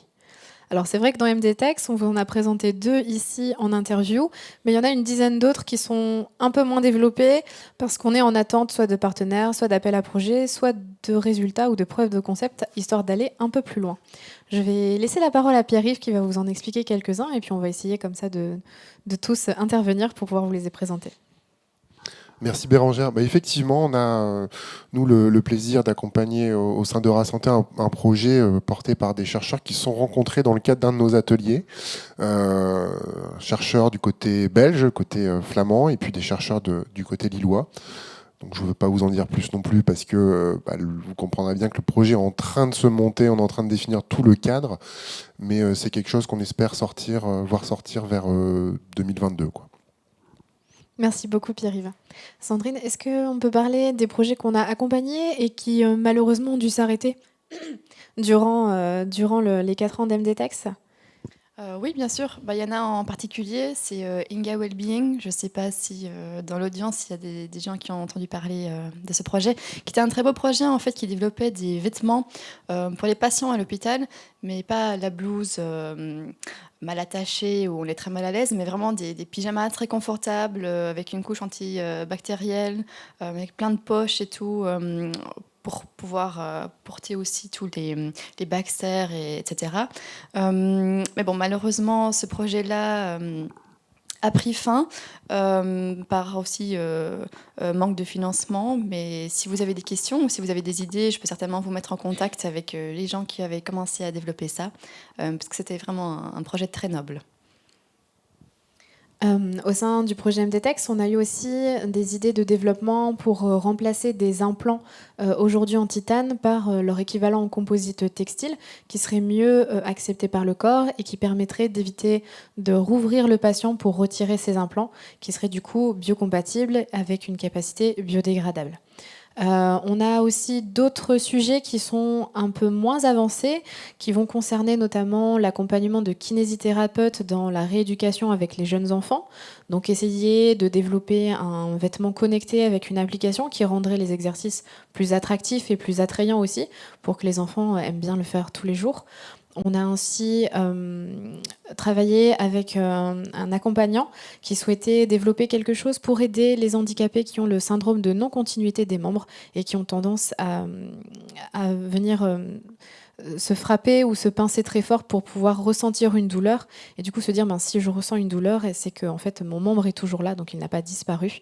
On a plein d'autres petits projets comme ça, mais on vous invite vraiment à utiliser le chat pour nous contacter, remplir le formulaire de satisfaction et également nous contacter via le site internet MDTex, puisque dans ce cas-là on pourra vous en dire plus et vous pourrez aussi rejoindre les groupes de travail sur ces sujets. On va passer à une question suivante. Est-ce qu'on peut avoir la question suivante, s'il vous plaît ? Alors, au vu de tout ce que nous venons d'entendre, pourriez-vous nous dire comment vous verriez un nouveau projet MDTex et si c'est possible, comment aller plus loin ? Olivier, je propose de répondre puisque tu as un peu évoqué déjà tout à l'heure dans ta présentation. Est-ce que tu vas aller un peu plus loin ? D'accord, merci Bérangère. Donc je vais commencer par répondre. Comment nous verrions un nouveau projet MDTex ?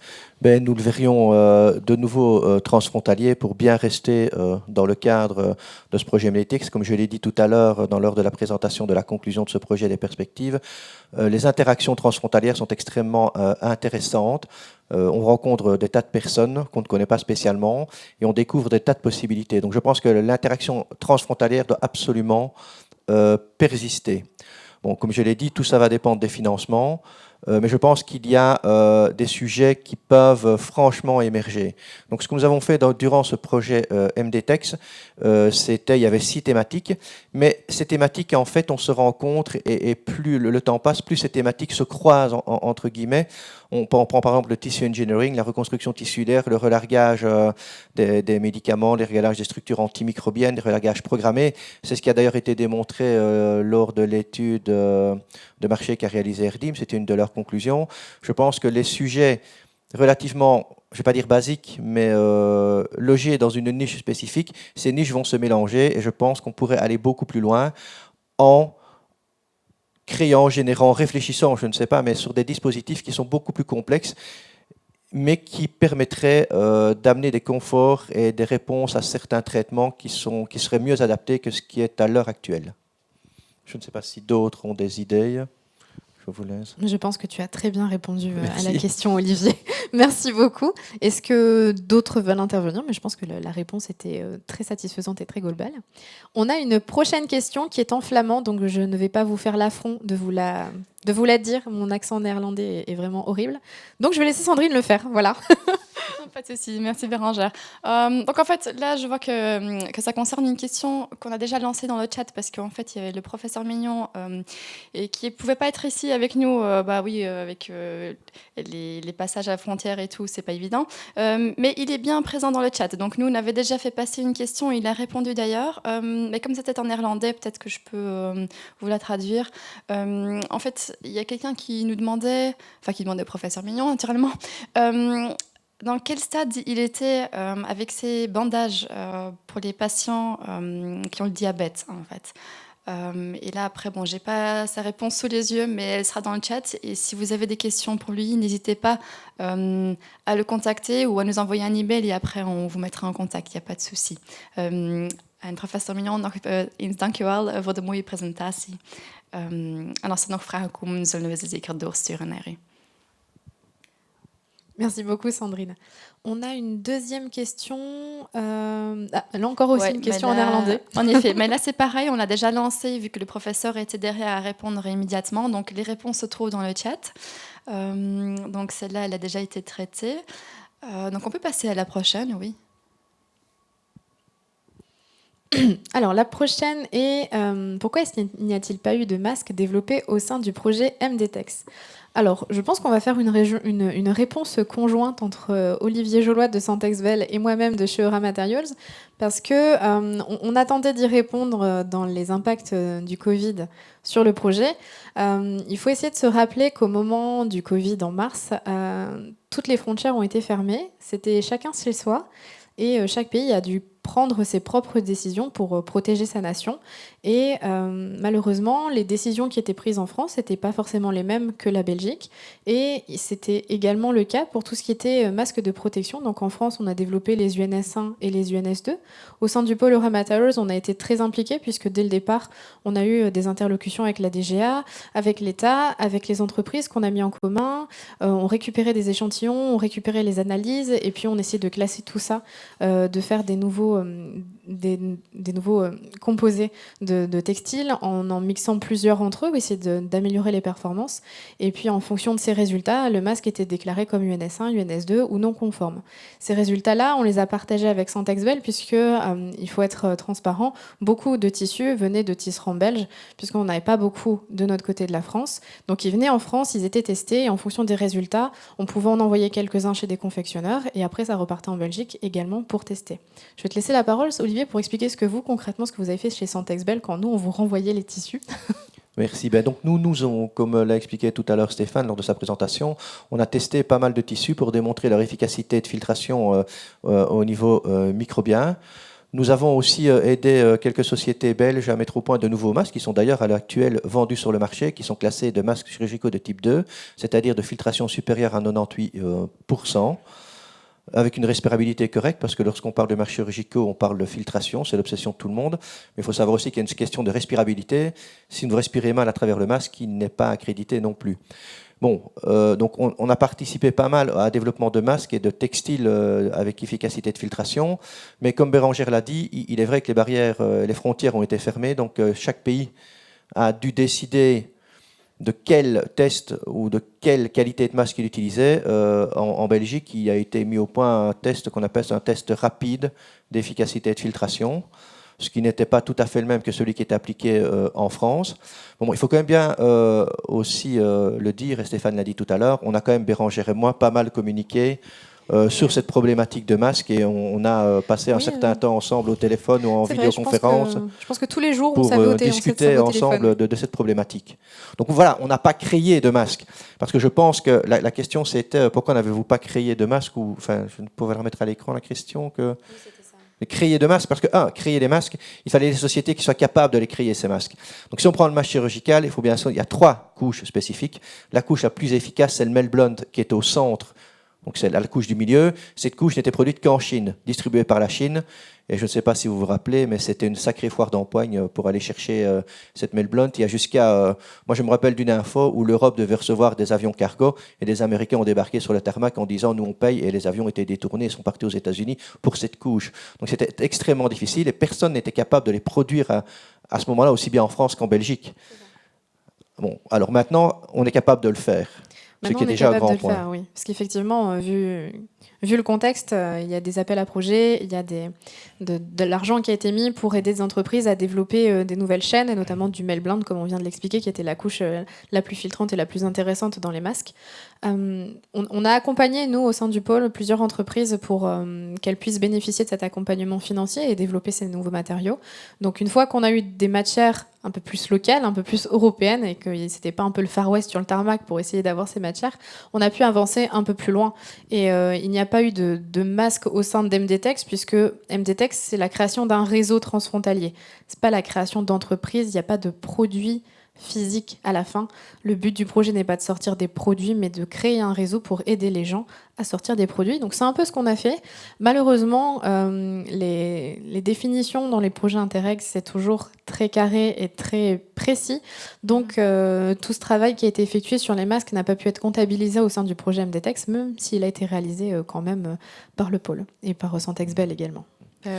Et pour ajouter un petit mot encore, c'est qu'il y a la production qui était très compliquée à réaliser sur les territoires aussi bien français que belges, mais hormis la production, il faut tester ces masques.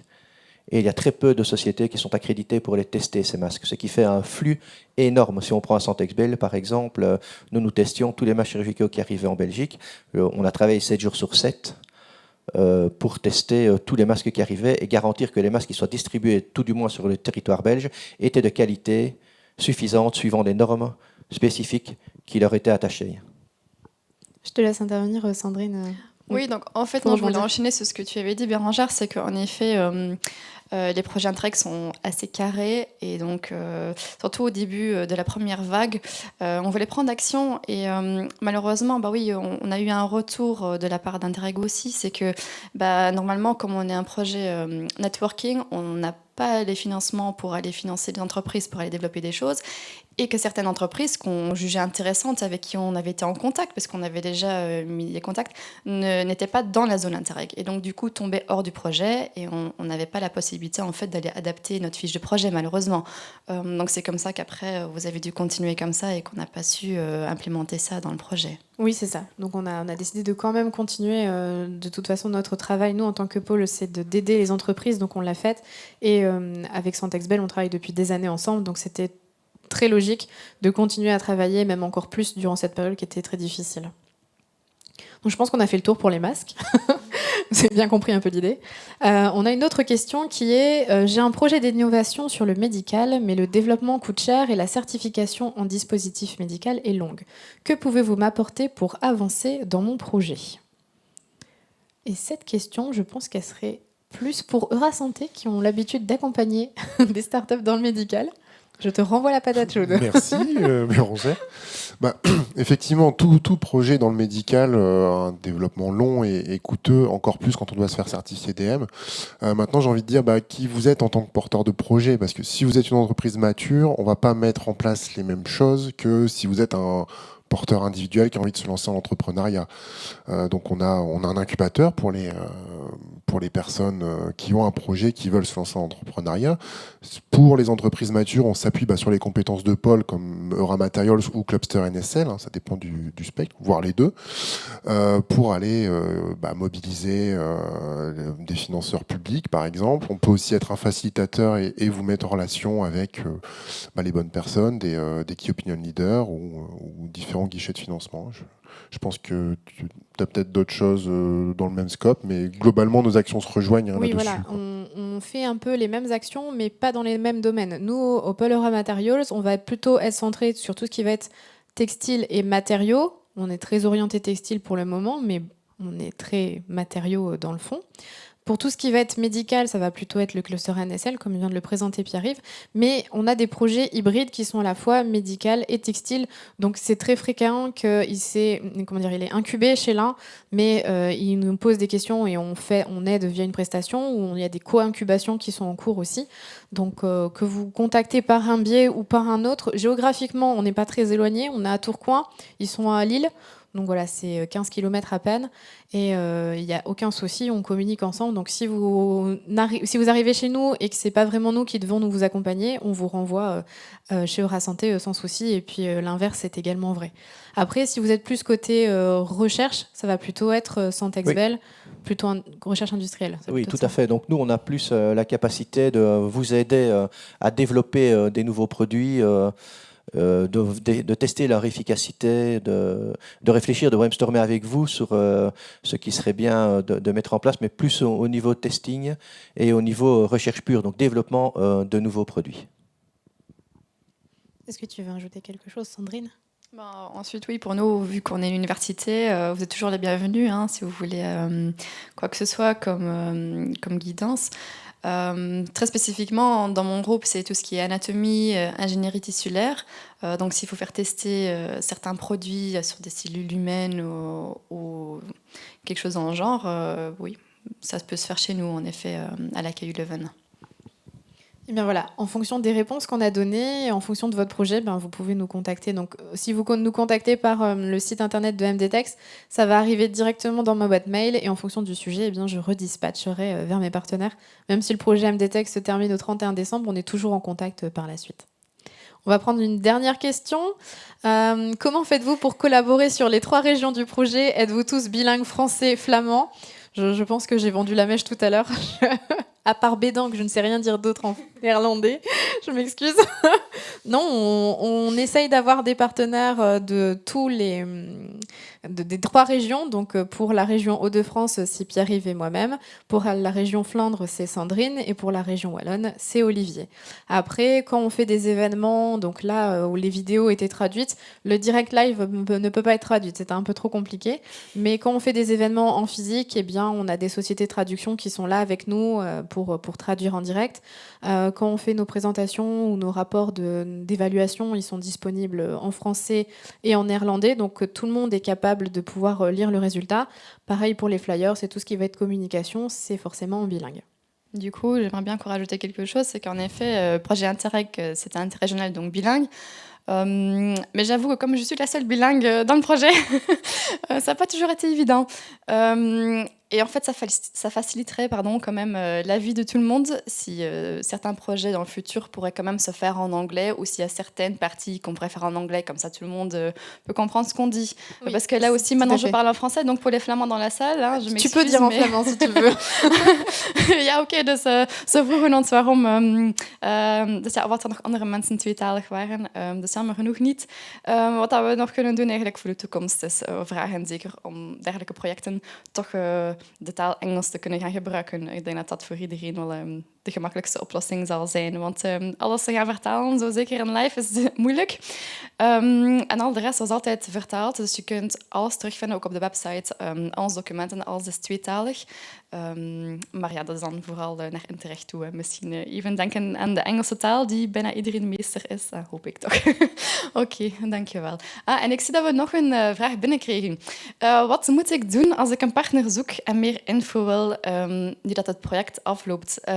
Wel ja, inderdaad, een beetje zoals we daarnet hebben gezegd.